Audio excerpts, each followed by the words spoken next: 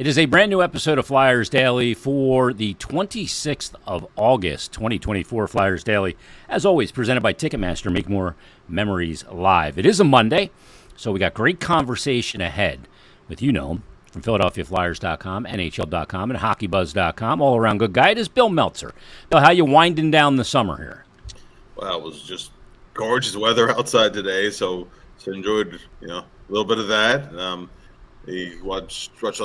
Caught a little bit of the Phillies game. They've actually discovered their offense the last two games. So, yeah, pretty pleasant Sunday. How about you? It's been good. I'm getting to the point now where we're really winding down the month of August. I saw Elliot Friedman put out a tweet saying, I'm trying to go dark for this week because, when September hits, that's when things really start to pick up. All the players are usually in their NHL cities and semi-organized skates begin to take place, albeit without coaches. But we're getting really close to rookie camp, and we're just a couple of weeks, really, from this Friday coming up, from the rookie games in Allentown. And I know the rookie showcase is there as well, where people may get a chance to get a look at Matvei Michkov and Ivan Fedotov. I know you wrote about it. Yeah. That's a pretty cool event. It's not a rookie's game. I think sometimes people, don't understand that. It's really a lot like media day works that the Flyers and other teams do. So, the players have their trading card photos taken for Upper Deck, some video, some interviews, and whatever. But really, it's the first time right before camp that a lot of these players are photographed in their NHL team uniform. And it's a pretty cool event. It's developed pretty nicely over the years, and it went on kind of a hiatus for a couple of years during COVID. So, a couple of guys like Cam York and Morgan Frost never got to do it just because of COVID. But I'm glad Matvei Michkov is there, and actually Fedotov is there too, because it's a different kind of a setup. Because Fedotov doesn't qualify as a rookie under NHL rules, but that doesn't matter for something like this. It's his first NHL season. Hasn't had a hockey card yet, that kind of thing. So really, that's what it's for. But it's pretty cool, and there's usually some pretty cool interviews too that come out of it. Yeah, and it's a great experiential thing for those players as well, especially guys coming over from Russia. Bill, I kind of started to dip in on Friday into some bold predictions from the season. We've kind of gone through, the programming for the summer with exit day and then development camp conversations. We did the top questions heading into this season. And as we wind down the month of August, starting to look at some bold predictions, and we're going to get to some from Flyers Twitter or Flyers X, I guess, whatever you want to call it these days. But I want to run the three by you that I rolled out on Friday. And my logic when I'm making a bold prediction is, there has to be some data behind it, some gut feeling behind it, and some well, positioned reasoning why it can happen. I can't just come on here and go, Matvei Michkov's going to have 104 points this year, and just blind optimism. You got to have some logic behind it. The first one I came up with is that Travis Konechny was going to lead the team in points this season, and that I set the over-under at 73.5, and I said over. I predicted precisely 75. Yeah. And my reasoning for that was because per 82 over the last 2 years and under Tortorella, if you took all his points in those two seasons and extrapolated it to per 82, it would be 77.7. So there's some logic there. And then I also hearkened back to the last time that he had to sign a contract because he didn't get a full belly when he signed his deal and slack off. He had his best season to date in 1920 at that time as well. Yeah. Obviously, any one of these bold predictions are always predicated on certain assumptions going in. For Konechny, it's a healthy year. Pretty much for anybody, it's going to be a healthy year. Yeah. But he's missed some time the last two seasons. I think that certainly is. I think it's ambitious, but it's reachable. And really, I think that's really where you go with bold predictions is that a lot of things have to come together, but it's attainable. Yeah, and I think 75 points for Konechny is attainable. I might even stretch it. A really bold prediction if he plays all 82 games, like 78 points, kind of. Yeah. In that range. It's doable. He had 61 2 years ago in 60 games. He had some weird injuries that year. He only missed a few games last year, not as many as the year prior. But, health definitely going to play a part in it. The second one, Bill, was that Owen Tippett would lead the team in goals. He won't lead them in points. I have Konechny doing that. But Tippett's knocked on this door of 30. He should have had 30 by now, frankly. His shooting percentage was down a little bit last year, I think at 9.7, 11.7 the year prior. But he fired a ton of shots last year. We said shoot more, and he did, and he hit the net more. But my prediction for him was an over-under of 34.5 goals. And if the power play minimally improves, and I'm hoping it's more than that, I think you could look at 36 goals from Owen Tippett. It certainly has the talent. I wouldn't stretch it to 40. Yep, but not there yet either. I think an over-under of 35, that'd be a career high, a nice bounce for him. Going into the prime of his career at this point, 25 years old. Yeah, be 26 in February. Yeah, perfect time. Yeah, so it's really the time for him to make the move if he's going to make that move. And again, he had a concussion 2 years ago, but sometime early in the season.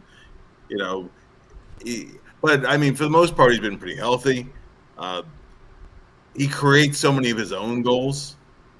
So I think if he focused a little bit on getting open and not having to carry the mail end to end so much, I think that's attainable. Hitting the target a little bit more consistently. You're not talking about a big jump. I think that's reachable for him. And I to dovetail into that, because obviously a piece of that is the power play. It'll take an improved power play here, but I would say a Flyers power play of 18%, which still puts them in the bottom half of the league. Yeah. And actually the bottom third of the league probably. Yeah. But that's it would still be a big jump from 12.2 up to 18. So if the Flyers could get to about 18%, Tippett could certainly reach that. Forster, guys who put a lot of power, but Beachcroft, Frost, those guys, they could all have pretty good point totals if the power play can be even halfway decent. Yeah. But is the one thing with Tippett, like I'd like to see Tippett play with more of a recognition that he can dominate a game, that he can dictate the terms, especially in the neutral zone and the offensive zone, so well. I feel like sometimes I watch and I feel like I can see a lack of confidence sometimes. When he has confidence, you see, just the crazy, some of the things that he'll be willing to do and how creative he'll be as a playmaker. But when he has crisis of confidence, I'd like to see just a kind of that would be my message to him as a coach. Like, you can be a dominant player. You got to go out and think you're a dominant player. Is that kind of what you see with him? For sure. He's not shy about shooting the puck at all. But I do think sometimes I go back to something that when we've said this on the podcast before, something that Mike Yeo said a couple of years ago when he was first coaching Tippett, and Frost as well was also directed at him. When you're particularly a younger player, it's so easy to kind of go with the flow.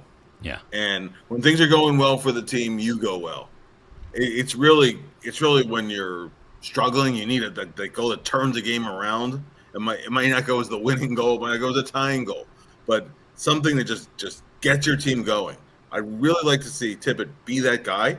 Yeah. Score more first goals of the game, those kind of things, and totally within his reach to do that. And a big piece of that is just taking an ownership. This team is one of the guys. One of the guys. This is our team, my team, whatever. On a given night, we've seen bits of that.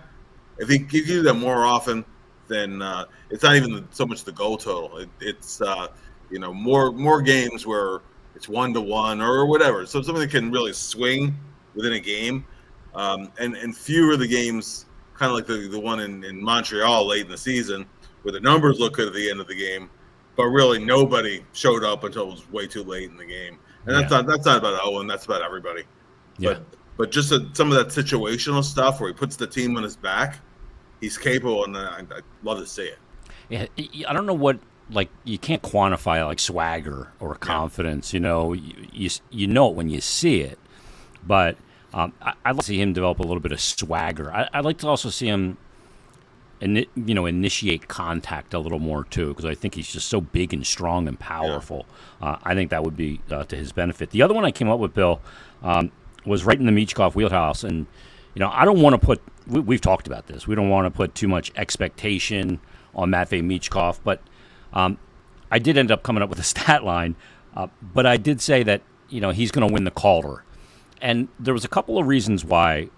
I think last year for him in the KHL was very noisy. Obviously where it started out and not playing and being scratched and in Rottenburg and then getting loaned to Sochi, a team that wasn't very good. And then obviously what happened with his father passing and the pneumonia, just a lot of noise. And this is a guy that to me just looks like an entertainer, like he wants to entertain. And I don't think he's going to be put off by the spotlight at all. I think he's going to relish it. I think he's going to know, yeah, my name's on the side of the building and all the billboards and everything else, and I'm cool with that because he's one of those players that puts your butt in a seat but also gets your butt out of the seat because of what he can do. So, I mean, there's some stiff competition. I look at Stankoven in Dallas as a guy that is a little bit more, up there in years at 21 and had a huge year in the AHL and saw a little bit of time in the NHL last year. And, obviously, Macklin Celebrini, there's going to be good competition here. But I think that he's in position to come in this year with a lot less noise of ancillary type and come in and really dive deep into hockey and have a great year and put himself on that Calder. Well, we were talking about the confidence level and putting stuff on your shoulders. He's not afraid to put stuff. He wants it. He wants that mantle. So it's one of those things you kind of can't teach. Sometimes it comes over time with confidence, but he wants that pressure. No one's going to put more pressure on him, I think, than he puts it on himself in terms of expectations. He expects to play at a very high level. It's hard. It's hard to come in when it's hard. As a teenage player, that's a pretty lofty prediction. Stankoven was the guy that I had. Yeah, probably I think he has the inside track to win it going in. 58 points in 44 AHL games last year. Yeah, I remember the Flyers have never had a Calder. Not even Bill Barber, Michael Renberg had an 83-point rookie year. He didn't get it. So it's it'd be a mighty big. Even if he's in the running as a finalist, I think that'll be a huge thing for him. Did they not have it in Hexy's rookie year? So they had it in Hexy's rookie year. Luke Robitaille won. Hexy won. Actually, Hexy won the Vezina, but he didn't win he won the Vezina and he won the Conn Smythe. He didn't win. But he didn't win the Calder that year. Yeah. Robitaille had a monster year. Yeah. With the King, I remember. Yeah. Very interesting. Well, we'll see if he can do it. Bedard last year, and obviously those two were taken in the same draft. Played in 68 games. Got pushed around a little bit, but he ended up with 22 goals, 39 assists, 61 points, but a .44 playing for that Blackhawks team. So we'll see where it goes for Michkov. Bill, let's get to some of the Twitter predictions. I think Steve was messing with us when he said that Zamula is going to win the Bobby Clark Trophy. I'm going to be interested to see where Zamula even kind of fits on this blue line for Andre Camp. Yeah, I mean, going in right now, I think a third line or a third pairing spot rather is his to lose. Right now, it's his, but he's gonna have competition. Whether it's Adam Ginning, whether it's maybe Emil Andre, if he has a big camp. Adam plays the other side, but if he makes a run and they're moving pieces around, so there is competition. Nothing's going to be handed to him, and he certainly had moments last year, but he didn't come in and nail it down to where you go in and you write that name in pen. So there's a lot of competition for him. I like some of what I saw. I'd like to see more consistency, but he's not exempt from waivers anymore. Yeah. So he's in the NHL, or he might be somewhere else at some point. So big year for him, And playing on a third pairing has the advantage of there's no such thing as easy matchups in the NHL. I hate when he says, "Well, you got easy matchups." If you're in the NHL, there are no easy matchups, but they're not as difficult as when you're playing against other teams' top lines every night. So there will be opportunities for him. I'll be interested to see. Well, I'll be interested to see first of all how Rasmus Ristolainen is health wise. Yeah, but also see how they might gel together as a third pair, because the top four, at least going in, seem pretty set. So that's there's definitely that's one of the battles in camp to watch. That's where I think there could be some movement in terms of depth chart from the beginning of camp to early in the season, and we'll see take it from there. So big season here, big camp for Zamula. and obviously he and Mishkov have kind of hit it off already. Still some pictures of Matve's brother, his mother, and Yegor Zamula as well. And he'll be a big resource for Mishkov as well, helping him with the language and all of those things. One of the guys that had some help with the language when I first sat down with him, Ivan Fedotov, Bill, Denis Guryanov, I should say, sat in and did a little bit of translating, tried to explain to him what I was asking on a few occasions. Yeah. But our next bold prediction comes from AP, Provolone 22 on Twitter, and he says Fedotov ends up being the starter by the end of the season. I don't even know how to handicap it. I said up front when I started my bold predictions that I would make no bold predictions about goaltending because it's such a big question mark.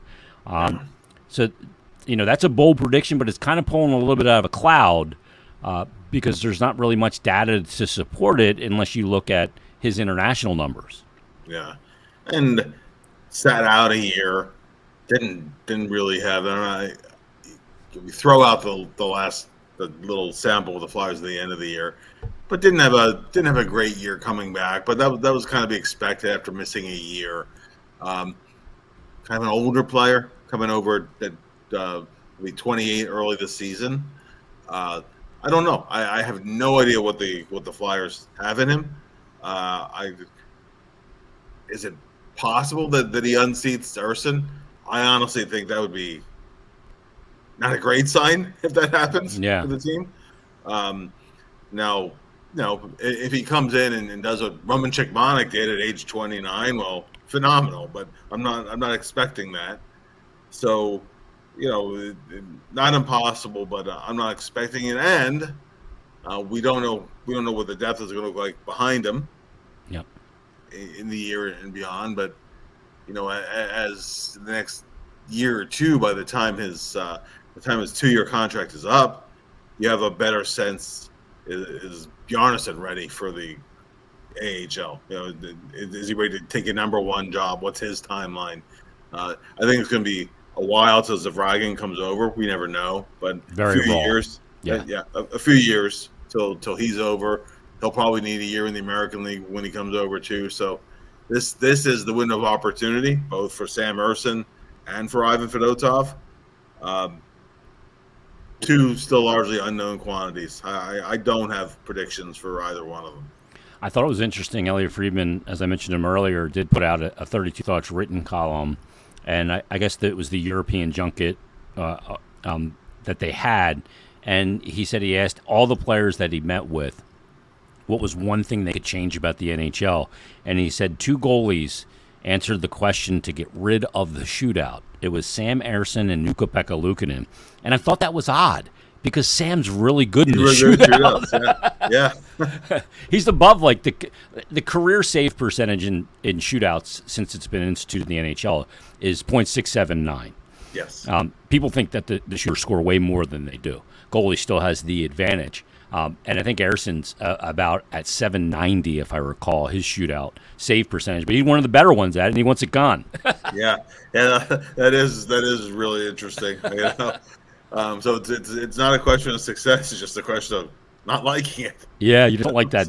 I don't like it either. I don't like that games get determined on that, or the extra point gets determined on that as well. I would say just real quick, you want to make a change in the shootout, and I know. A lot of goalies would like this change. Even if they want to get rid of the shootout entirely. Is somehow tweaking where guys come in so slowly they almost come to a stop. Yeah. And they're barely moving, and then they go and score. I mean, Flyers have scored some that way. It's not a sour grapes thing that just worked against the Flyers a bunch, but goalies hate it. Yeah, because you're trying, as a goalie, you're trying to flow with the player, and as his speed is coming to a crawl, it's hard to do that. And when you lose momentum as a goalie, you can't reinstitute it like a skater can quite as easily because you're just so heavy on the balls of your feet to anticipate a move. You're in a reactionary position. So huge advantage when the players do that. I hate when they come in that slow. Can't stand it. So put some kind of 6-second shot clock on it or minimum speed, and they have to abide by that. I'm all for it. Lee tweets in at Flyers and 1953 and says, any PTO contracts for the upcoming camp? I don't think we've seen anything yet, Bill, but I guess anything's a possibility. Flyers, I don't know that they can fit a lot. That there's a real opportunity with the couple of Euros that they signed earlier in the offseason. I just don't know that it's a destination unless you're doing somebody a favor to put some film out there in preseason games. Yeah, I think that the Flyers at least are looking at some guys that are still out there as free agents. For the kind of feedback I've gotten is the agents are still waiting to see if that 1-year deal comes in from somewhere, or if there's a PTO, they see an obvious fit where there's really an inside track to win a contract. So I would certainly say it's not impossible because the Flyers are looking at some guys. But I'd say it's less than 50-50 that the Flyers have a PTO guy. Now they are from what I heard internally, they are bringing in a Finnish goalie, not for an NHL contract, but a guy who's more depth for the AHL team, potentially. 25-year-old goalie, Nakaniemi, who was a pretty good prospect for San Jose. Actually got in a couple games with the Sharks. Had some injury issues. Is kind of trying to work his way back to the form that he had before. But he's that's the guy they might take a look at, and also to see how everything kind of plays out with Kolosov but that's another option, a non-contract guy who might be coming in looking for some kind of a deal, but not an NHL deal right off the bat. So, but I think when you look at what's out there, I think there might be a center or two that are still out there, older players, or bottom six kind of guy who might be able to come and fit in if they didn't get a contract. So it's possible. Let's go to Andrew. Tweets in and says he's got 4 bold predictions here, so we'll rattle through them one at a time. Sure. That Forster scores 35 goals this season on a line with Mishkov, plus a functioning power play. He may start on a line with Mishkov, but to Bill, it's very rare that 2 wingers stay on the line for the entirety of a season. Maybe a winger and a center sometimes will stay together, and that 30s kind of rotates.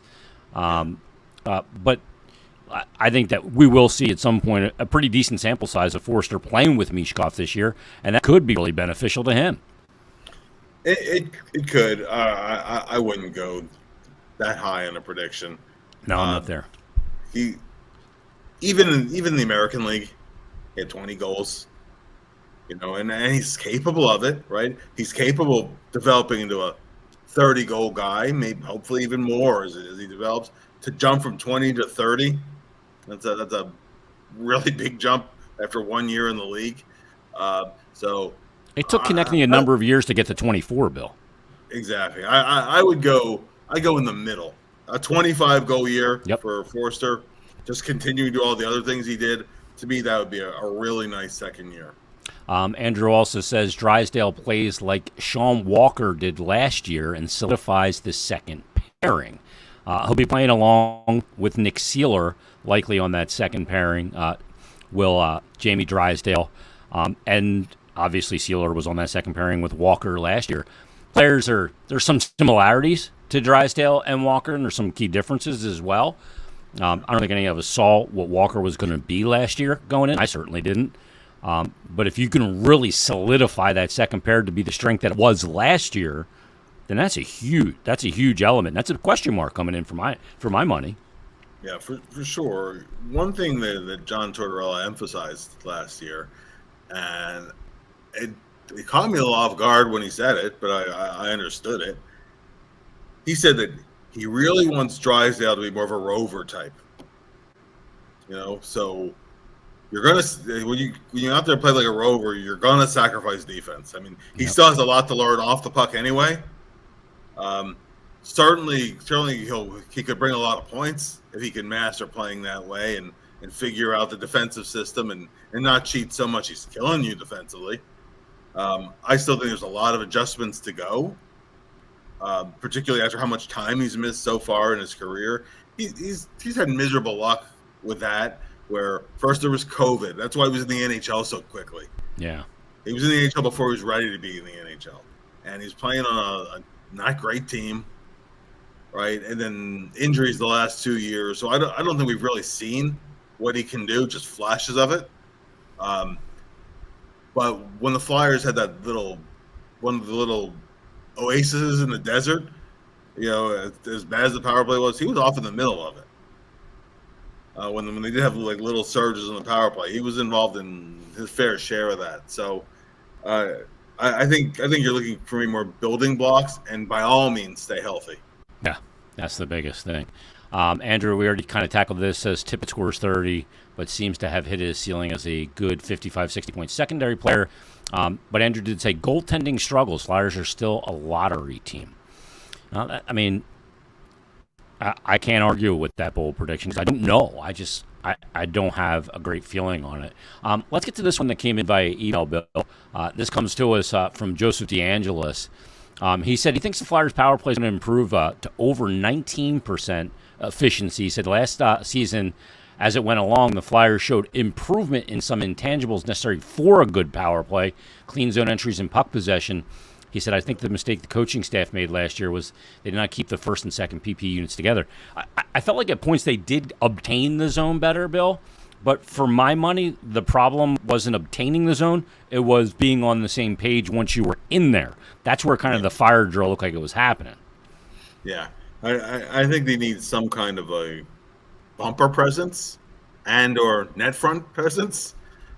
You can move the puck around the perimeter all you want, but you don't have a point threat like Chris Pronger once was, or an Al McInnes. You really have to fear that guy from the point. I think that short of that, particularly the way the power play is run today, I think you need that. You need the bumper guy, and getting the puck to them and finishing once you're down low. I think they're actually okay in terms of distributors. I think they have guys that can pass and set guys up in decent position. Talked about Forster and Tippett. A little bit more consistency finishing from the flank, that would help. And again, getting a guy that can get to that area around the hash marks of the slot, your bumper guy. And if you do get the puck to the net, finishing in close. That's that to me is the key towards a significant improvement, and not just stretches where. You remember the Flyers last year from right after Christmas until February. They had about a month or so in there where they were at about 19% over that stretch, which just tells you how dry the other stretches were to finish at 12.2. So I think they scored power play goals in like 4 or 5 straight games at one point in that stretch. Yeah, they did. They did, and you need to see a lot more of that. And I do agree that you need some consistency in personnel. I thought they moved guys around. It was almost like throwing stuff at the wall and seeing if anything would stick. I think you have to define whose role is what, and try to make some of those pieces fit within those roles. I think that would at least be progress. I'm not expecting miracles to where the Flyers are going to jump up in the top half of the league, but certainly I'd like to see some tangible progress. One of the other ones that Joseph said in his email, he said, bold prediction, this will be Tort's last season behind the Flyers bench. Brad Shaw will be the next head coach of the Flyers starting in 2025. Torts will move into a senior advisor role He said, I really believe Bradshaw is ready to finally get a crack at a head coaching job. Such a smart guy, and I'm rooting for him. Bradshaw actually did have a head coaching job back in 05-06. He coached 40 games with the New York Islanders. This is a bold prediction I don't agree with. Not because I don't agree that it might be Tort's last season, but that Bradshaw's next guy. And it's not because they don't think a lot of Shaw. I just don't know that they think of him as a head coach. You've had a chance to talk to Bradshaw. I have as well. He's incredibly intelligent.